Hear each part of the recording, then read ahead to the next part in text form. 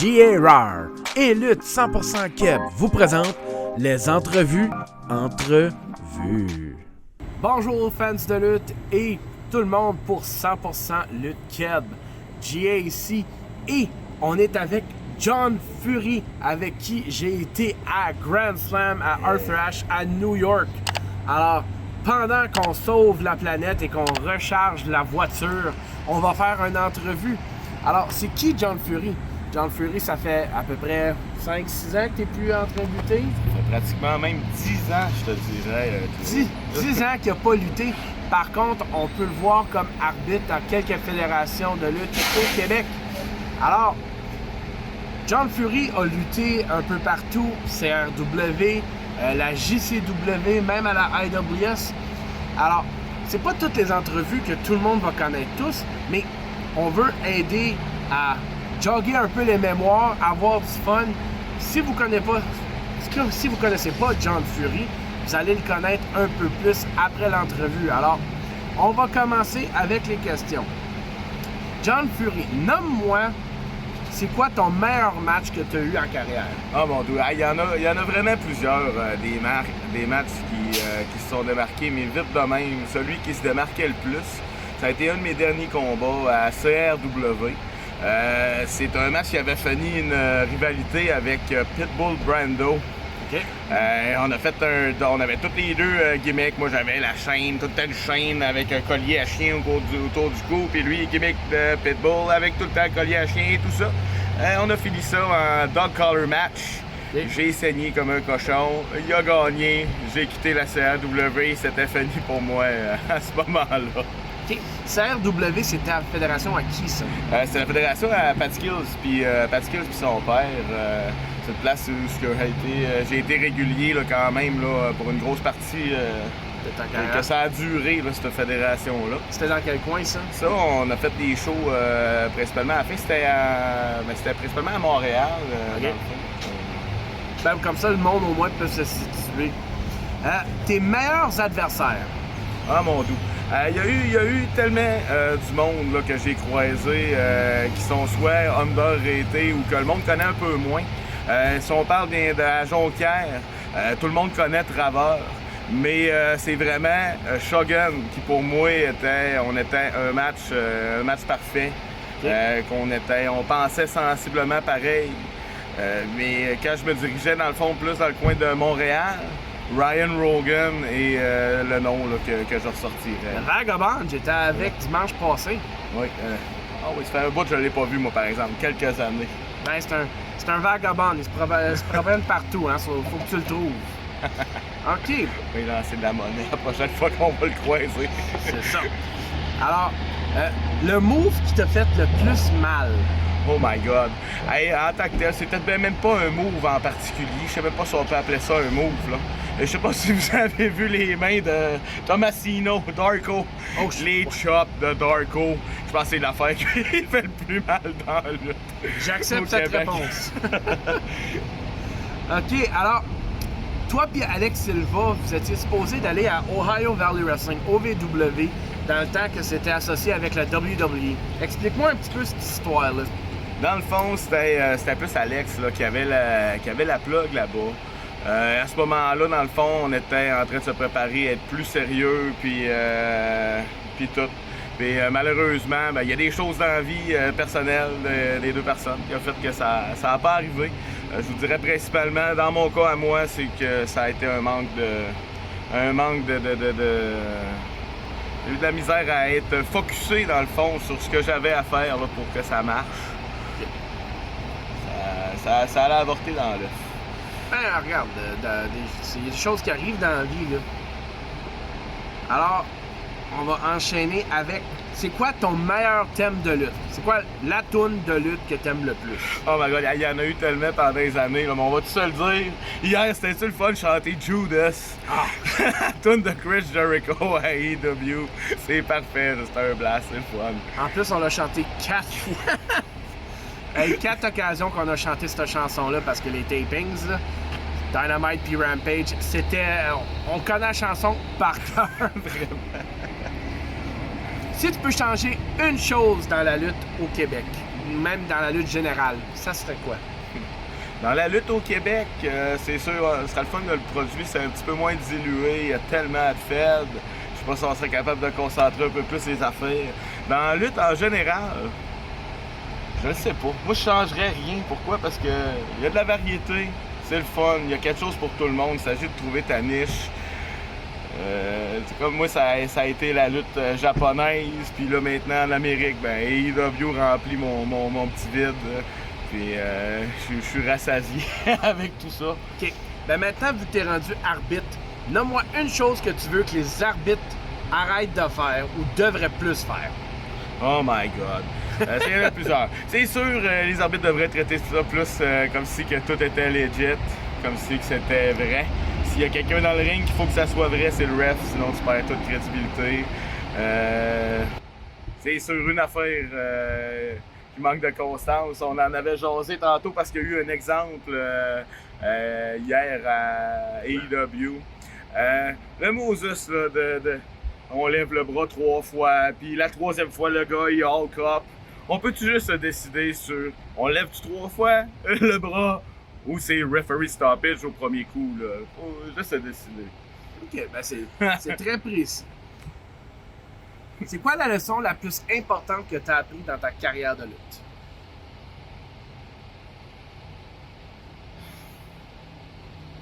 La leçon la plus importante, c'est de se faire confiance, d'y aller vraiment au feeling. Si t'as du monde qui vont te faire. Il y a du monde dans la vie qui lisent leurs conseils, ils sont juste pour te planter. C'est juste se faire plus confiance en général. Ça, c'est bon pour toute la vie, ça. Oh, oui. OK, t'as déjà eu un combat contre Crazy F. Manny puis le Green Phantom à la IWS. Explique-moi cette histoire-là, s'il vous plaît. Oh my god, ça c'est une méchante histoire. Je suis sûr que Manny m'en veut encore à ce jour. J'espère que non. Hey. Ça, il avait fait un tournoi Invitational Tag Team Tournament. C'est dans le temps que la IWS était au scratch. Okay. Dans ce temps-là, j'avais ma fed au Lac-Saint-Jean qui s'appelait c'était Extreme Wrestling Empire. Moi, dans le fond, quand il avait annoncé le Invitational, on a tout de suite envoyé des messages, on s'est vendu. On n'était pas aussi bon qu'on le disait. Puis quand on est arrivé là-bas, ben, ils s'en ont rendu compte. Fait qu'ils nous ont monté un match avec tout plein de run-in puis tout ça pour camoufler qu'on était green as fuck. Dans un barbed wire match. En main event. Mon 2e match à vie dans un vrai ring. Ça, j'espère que c'est la première fois qu'il l'entend. Puis j'espère qu'il grince des dents, Manny. Mais oui. Ça a été un beau match. J'ai perdu ça, moi, avec un fantasme au travers de la table. Puis, that's it. Ça fait des bonnes anecdotes plusieurs années plus tard. Ah oui, plusieurs années plus tard, oui, parce que sur le coup, je me trouvais pas drôle après. Okay. En tant que lutteur ou arbitre, tu peux choisir. C'est quoi le meilleur compliment que tu as reçu? C'est que j'étais capable de faire des combats avec n'importe qui. D'être capable de faire bien paraître qui que ce soit. Ça, c'est un super beau compliment. Ça, je pense que c'est le meilleur que j'ai eu. OK. Si tu peux avoir un café avec n'importe quel lutteur du passé, en vie ou mort, qui ça serait? Oh my god, il y a plusieurs personnes que j'aimerais rencontrer. OK. Mais mettons, on parle en 2023, là, avec le bagage qu'on a pis tout. J'aimerais ça m'asseoir à une table avec Bubba Ray Dudley, Bully Ray, que j'écoute régulièrement à la radio puis que je trouve qu'on pense semblable. J'aimerais ça creuser un peu plus là, son savoir. Oui. Ça, c'est un bon choix. Bubba Ray Dudley. OK. Si tu aurais un titre pour le livre de ta vie, ça serait quoi le titre? Ça dépend c'est qui l'écrit. J'espère que ça serait pas mensonge et déception. Oui, ça pourrait être ça. Malheureusement. OK, ben, regarde. C'était ça, mais là maintenant, c'est plus ça. On grandit tout, on apprend. Oui. On va parler de la JCW contre la CCW au Palais des Sports. Apparemment, c'était une de tes meilleures mémoires. Parle-moi-en un plus en détail. Oui, ça reste un des plus gros shows à lesquels j'ai fait partie. Dans le temps, dans le fond, on a fait un show JCW de Jonquière contre la CCW de Québec à Jonquière, dans la grosse aréna de la ville. Ça a été un gros show. J'ai affronté Barabas cette soirée-là. On a fait un gros match là, d'une douzaine de minutes en avant de la plus grosse foule que j'avais lutté devant à ce moment-là. Cependant, Sonny Workloud, il nous a shooté de la merde. Le show a fini à 1h du matin. Tout le monde a dépassé leur temps. C'était l'affaire. Ça reste tout de même un excellent souvenir. Respectez vos temps, s'il vous plaît. Très important. C'est moi qui le dis à cette heure. Respectez vos temps. Puis en parlant de Barabas, on m'a fait demander de sa part, c'est quand ton retour? Oh my God, c'est comme mon retour. Est-ce qu'il y en a un en branle? Est-ce qu'il n'y en a pas? Seul l'avenir nous le dira. Pour le moment, rien de... Je veux pas m'avancer sur quoi que ce soit. On va commencer à focusser sur une remise en forme possible, puis ensuite on verra. Le sport qui apporte la finesse. OK. Ton premier combat comme arbitre a été Dalton Castle contre Evil Uno à la FLQ. Yes. OK. Il y a plusieurs arbitres qui n'ont même pas eu cette chance-là, en fait. Puis même cette journée-là, je pensais même pas que c'était moi qui aurais mérité de faire ça. Tout ça s'est passé à FLQ il y a quelques années. Je suis quand même bon ami avec Carl Leduc. Puis on a... cette soirée-là, il y a un arbitre qui s'est pas pointé. Il manquait quelqu'un. On m'a dit Carl avec sa grosse voix, tu pourrais-tu arbitrer à soir? Puis là, ben moi, je dis, je peux bien essayer, je te promets rien. Fait que j'ai fait un premier combat dans le pré-show, ça a bien été. Fait qu'après ça, j'ai dit, c'est quoi mon match que je vais arbitrer à soir? Tu vas faire Dalton contre Evil Uno. What the hell? Et les gars, en plus, m'ont fait faire un spot de danse là-dedans, puis toute la quête. Ça a été vraiment le fun au Bain Mathieu pour la FLQ. Alors, toute une histoire. Juste, on veut s'excuser du bruit. On est à un arrêt, alors désolé, passez par-dessus ça, s'il vous plaît. Oui. On a quand même du bon contenu et des bonnes histoires à vous raconter. On est à middle of nowhere, New York, de retour vers la maison. C'est ça, on est dans... où est-ce que tous les lutteurs qui disent qu'ils viennent, là? C'est quoi, là? Mais ici, attendez, C'est où est-ce qu'il venait l'Ultimate Warrior? Ah, on est à Part Unknown. Part Unknown! C'est ça, oui. Exactement. OK. Le meilleur show que tu été voir en tant que fans de lutte? Oh my God. Récemment, mémoire récente, on en parlait encore tout le temps. Ça a été Forbidden Door 2. Qu'on est allé voir à Toronto en compagnie d'autres beaux malades de la lutte québécoise. On a eu vraiment du gros fun. Kenny Omega contre Will Ospreay, je pense que c'est le meilleur match que j'ai vu live de ma vie.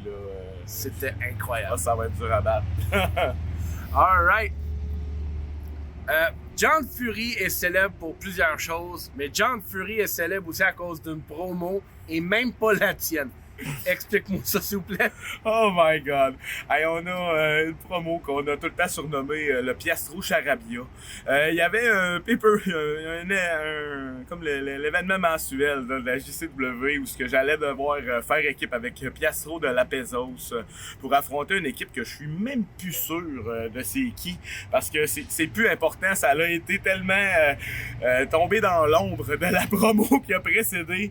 Piastro qui était pas au courant qu'il allait être filmé descend en bas, nous fait une promo, puis qui nous dit que moi pis lui, John Fury, moi pis toi à John Fury, parce que mon nom c'était le pay-per-view, tout c'était mon nom. Ton petit chum dégénéré, là, il m'a l'enfermé à l'asile, là, c'ti. Puis John Fury, moi pis lui à John Fury, je le challenge, Demon, Generate, à Dead End. Fait que moi pis lui, John Fury à John Fury. Fait que ça a resté. Puis je pense que les gars dans le backstage à JCW, ils en récitent encore, même en 2023. Ouais, c'est très, très populaire. C'est très mythique. Faut que t'aies été là pour la comprendre, là, mais tout le monde de la JCW m'a confirmé que c'est encore populaire là-bas. Je vais te donner le link, on met ça dans la vidéo. On va mettre ça, regardez dans la description en bas. OK. Explique-nous tes débuts dans la lutte. Oh my god. Moi, mes débuts dans la lutte, j'ai commencé comme plusieurs personnes dans ces années-là, fin 90. Dans les années 98-99, à faire de la lutte backyard, à faire des affaires un peu stupides parce qu'on checkait les vidéos de justement backyard wrestling là, qui étaient disponibles en VHS dans ce temps-là, où ils faisaient des affaires assez mongoles, sauter des garages, puis des affaires de même, se fabriquer des rings, puis faire du hardcore avec des objets random. Par contre, par la suite, c'est là que ça a devenu intéressant parce que suite à justement les fameux mensonges. À l'insu de mon père, j'étais allé chercher tout le matériel à quincaillerie, à son nom, sur un bill qui se montait, pour construire un ring en bois par-dessus le marché, puis louer une salle, réussir à faufiler mes affaires, puis de fil en aiguille, réussir à louer une des plus belles salles dans ma petite ville de Dolbeau au lac Saint-Jean, avec tous des lutteurs pas formés, à lequel j'ai monté les matchs de A à Z, j'écrivais les matchs move par move. J'ai été voir les journaux locaux, la télé locale, on a fait la couverture du journal, on a fait une entrevue à la petite TV locale pour faire nos propres shows, une fois par mois, parce que le premier show a été un franc succès. Puis on a continué l'expérience là, pendant à une quinzaine de reprises, mois après mois. Puis ça a été ça, mes débuts à la lutte. T'avais quel âge? J'avais seulement 16 ans à l'époque. 16 ans, t'as figuré comment faire un ring, t'as figuré comment aller aux journaux, à TV, pis tout ça. T'étais débrouillard en maudit pour un petit Chris. Oui, j'étais débrouillard, puis je me trouvais beaucoup meilleur que ce que j'étais vraiment. Puis, mais par contre, ça a bien marché, mon affaire. Par la suite, j'ai resté dans le business une douzaine d'années. Mais tu me racontais hier que même avant le ring en bois, il y avait un ring. Oui, on faisait des shows en fait dans la cour arrière d'un des autres gars avec qui Bad Guy. Le gars s'appelait Bad Guy. On faisait des shows dans sa cour. On s'était fait un autre faux ring dans la cour. On utilisait des pneus pour faire le bounce dans le milieu du ring. Puis on filmait des vidéos. Une gang de gars qui a une caméra, c'est ça que ça faisait dans notre temps. Mais on avait fait des payants. On avait eu des shows avec des payants derrière ça. Ça a été un blast. Là. Ça a été le fun. Ouais, ça a l'air d'être fun. Sérieux. Alors, tu m'as déjà parlé du festival Space que la FLQ a eu au Club Soda. T'as eu un film avec Pat Guenette puis Tombstone. Puis tu pars à cramper avant que tu m'en racontes ça. J'avais dit, je veux pas parler contre personne. Cependant, on avait fait un combat dans le fond. Moi puis Pat Guenette, on était quand même très familiers. L'autre gars avec qui on était dans le ring, c'était un mastodonte. Un gars de 6 pieds 800 000. Un gars très baraqué, avec qui on n'était pas familier, qui avait une gimmick similaire comme à Undertaker. Et on s'est fait brasser. Pas à peu près dans le ring, mais pour moi c'était quand même un show prestigieux. On était au Festival Space, on était devant une foule de casual people qui sont pas nécessairement des fans de lutte. Puis on a eu vraiment du gros fun là, c'était le fun. Il y a plusieurs choses qui est arrivé avec la FLQ. Il y a une autre tournée que tu m'as parlé de, que ça s'appelait Ado Jeunesse. Ah ben oui, on avait fait la tournée des salons Ado Jeunesse en collaboration avec Musique Plus à l'époque. On était avec Skate Québec, Marie-Mé, Émilie Bégin dans leur début, ces filles-là, faire des shows devant des groupes d'école. Dans le fond, c'est des groupes d'école qui venaient nous voir. On faisait des shows comme une fois par heure. Ça durait 3 jours. On faisait le vendredi, samedi, dimanche, une fois par heure. Les choses que j'ai eu la chance d'affronter, justement, Carl Excel Leduc, une dizaine de fois dans le week-end.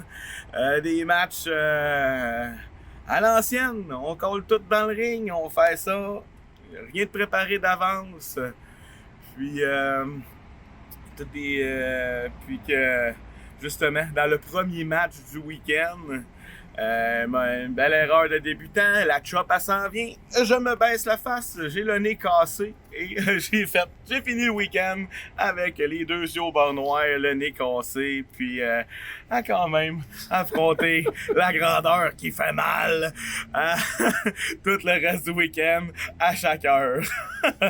Il y en a tellement d'anecdotes. C'est une des raisons pourquoi je veux faire les entrevues, parce que vous avez tellement des anecdotes drôles que le monde ne savent pas. Puis toi-même, tu les avais oubliées jusqu'à temps qu'on recherche des histoires de lutte que j'aurais voulu entendre. Alors, c'est pour ça qu'on va voir différents gens. On demande des questions différentes. Tout le temps, essayer de garder ça un peu plus le fun, puis avoir que ça passe vite, ça s'écoute bien. Alors, dans ton ring dans le bois, t'as même eu un combat Buried Alive. Oh my god, hey, là, on avait bluffé tout le monde. On avait, tu sais, là, comme je disais, on était des petits jeunes débrouillards, là, dans notre jeune âge. Ben, c'est ça. Nous autres, on avait trippé. Il y avait eu Undertaker contre Mankind. Le match enterré vivant. Ce match-là nous avait fait faire des cauchemars, là, pendant des nuits. Fait que là, on avait dit, on va faire de quoi même, on va bluffer tout le monde, puis effectivement, on avait réussi. On avait creusé un trou, on avait fait un double fond. Dans ce temps-là, j'avais comme deux gimmicks parce qu'on manquait de monde. J'étais le Red Blazer, imagine-toi donc, parce que, tu sais, il y avait le Blue Blazer à WWE, Owen Hart, Rest in Peace. Puis moi, j'étais le Red Blazer, puis je m'étais ramassé dans la tombe. Et tout le monde se met à m'enterrer. On rentre sous le petit rideau noir, dans le noir. On passe là. Tout le monde a vu que du bluff. Tout le monde capote. Ils veulent nous déterrer. J'étais déjà plus là, moi. C'était parfait. Quand je dis que t'étais débrouillard, là, c'est incroyable. Mais c'est ça la lutte. C'est d'être créatif, imaginatif, débrouillard. C'est incroyable la lutte, ce que ça peut nous faire penser à. Puis, la dernière question dans le côté lutte. Le match le plus violent que tu as eu était au Faux Fun électrique contre Trauma. Oui. Parle-moi de ce gars-là, puis parle-moi aussi de ce combat-là, s'il vous plaît. Yes. Fait que avant Battle War, puis avant les autres feds qui ont runné dans le fond les Faux Fun électriques, qui pour moi était une salle que j'avais à cœur parce que c'est ça. C'était une place que j'allais quand même régulièrement dans ces années-là. Fait qu'on avait runné, dans le fond, moi puis Trauma, on avait organisé un show au Fouf. Puis avec tout le monde qui était quelqu'un, dans le fond, dans la lutte du Québec. On avait Sammy, on avait El Generico, je pense qu'il était encore Stevie McFly à ce moment-là, Kevin Owen, Kid Kamikaze, on avait Vanessa Craven, tout un roster, là. Puis, Trauma, c'est comme tout bon promoteur à ce moment-là, s'est booké lui-même dans un main event contre moi dans un deathmatch. Où ce qu'on avait fait un spot justement avec le balcon des fouf, avec une chaise avec 1000 punaises de coller dessus, puis des spots avec des light tubes du stage, puis tout, c'était assez rough. C'était assez rough à ce moment-là. Ouais, c'est assez violent, merci. OK. Alors, on va aller sur le côté style de vie parce que il y a John Fury, mais il y a aussi Andro. Alors, la première chose que tu remarques chez le monde. Oh mon Dieu. La première chose que je remarque chez le monde, c'est à quel point ils se prennent au sérieux. Moi, je suis quelqu'un dans la vie qui est capable de rire de moi-même. Puis dès que quelqu'un est capable de faire la même affaire, c'est sûr qu'on va bien s'entendre. Quelqu'un qui prend pas trop tout au sérieux. C'est sûr et certain que je le remarque tout de suite. Mais sinon, je suis un excellent caméléon, puis je vais m'entendre bien avec tout le monde. Alright. Si tu te fais arrêter, ça serait pourquoi? Oh my god, si je me fais arrêter aujourd'hui, ça va peut-être pas, je vais être trop sur le party, on va être un petit peu trop bruyant en public. Fait que c'est, oui, ça serait ça. Drunk and disorderly, ça serait ça. Alright. Quel caractère des Simpsons es-tu et pourquoi? Oh my God. Qui que je suis? Je suis-tu Homer? Non. Non. Je pense que je suis un petit peu plus Bart Simpson. Je suis un petit Moses, mais il est smart, le petit Colin. Une bonne réponse. Si on veut te faire plaisir, c'est quoi qu'on t'apporte comme cadeau? Oh my God. N'importe quoi qui se mange qui est sucré. Les bonbons, du gâteau. Ça va marcher tout le temps. Dans un mosh pit, c'est qui joue sur le stage? Oh my God. Si ça pourrait être à refaire, j'aurais Slayer sur le stage à devant de moi. J'ai vu leur dernier show à Montréal avant qu'ils call it quit. J'espère qu'un jour, s'il faut tourner retour, je vais y aller encore, c'est sûr et certain. Une célébrité que t'avais un crush dessus. Oh my God, quand j'étais jeune, amoureux de Salma Hayek. La scène à la fin dans Down Till Dusk. De Tarantino.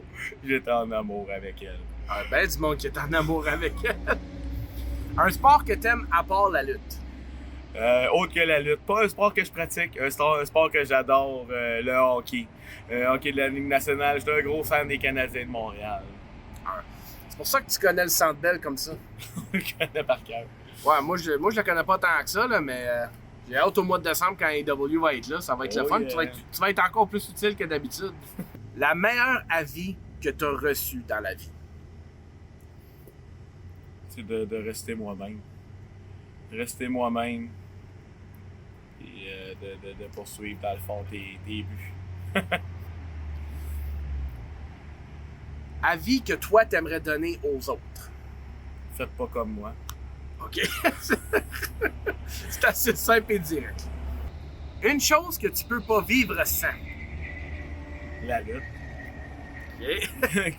Même si je suis plus dans le ring, c'est pour ça que je suis redevenu ref, c'est pour ça qu'on court les shows à gauche et à droite. C'est une partie intégrale de moi. OK. Alors, toi, dans la vraie vie, t'es rendu maintenant électricien depuis longue date. Ouais. Donne-moi une joke d'électricité. Ah, mais là, je suis pas au courant, j'en perds des bouts, là. Ouais, je sais. What the fuck? Ça, c'est mon style de joke plate. Les jeux de mots, man. Si t'as juste un repas pour le restant de ta vie, ça serait lequel? Du pâté chinois. C'est un gledin de patate. Oh, oui, comme dans la petite vie. Hey, OK, on va parler de la petite vie. C'est quoi ton caractère le plus que t'aimes le plus en petite vie? Oh my God. Je pense que c'est papa. C'est papa. Oh my God. J'ai tellement hâte que les nouveaux épisodes sortent, là. Ils sortent au mois d'octobre, Je apparemment. savais même pas qu'il y avait ça en branle. Nice. Ouais, ça va être débile. Oh, OK, yeah. t'es pris sur une île déserte. T'apportes pas ce camion-là. T'es pris sur une île déserte, mais t'as le droit à un objet, c'est quoi? M'emmener un lighter, ça va être un bon départ. Avec du feu, on va faire le reste. Alors, la dernière question. Demain, on lit ton eulogie. C'est quoi tu veux que le monde lise dans ton eulogie? Tout ce que j'espère, c'est que le monde va avoir eu plus de plaisir avec moi, plus de bons moments que de mauvais moments. Oui, c'est ça. Bon, ben, on espère que cette entrevue vous a donné la même chose. Merci d'avoir été des nôtres. N'oubliez pas de vous abonner, partager, laisser des commentaires à John Fury. Et on vous laisse avec les mots de la fin. John Fury vous dit bonjour. Salut, à John Fury. Yo! What up, J.A. Raw? Catch him on YouTube and subscribe!